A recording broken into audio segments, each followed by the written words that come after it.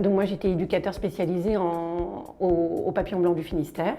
On avait développé un pôle esthétique dans notre service pour des jeunes qui n'avaient pas, enfin, troubles de l'hygiène, tu vois, troubles de l'apprentissage et tout ça.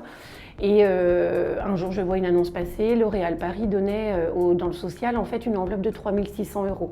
On gagne la dotation globale.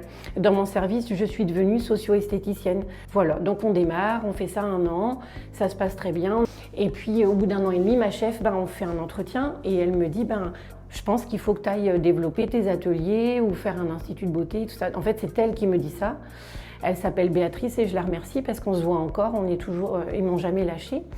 Et puis du coup, le chemin se fait dans ma tête, le chemin se fait avec ma chef aussi. Et puis finalement, les papillons blancs, pour que je puisse aller plus loin dans les soins, il fallait que j'aie mes diplômes. Il est hors de question de masser, de toucher sans avoir un diplôme. Et la base, c'était le CAP esthétique. Et puis voilà, j'ai mon diplôme de CAP, je continue à travailler. Donc jusqu'à là, j'ai ouvert l'Instant des Faits en 2019, j'ai fait 3 ans.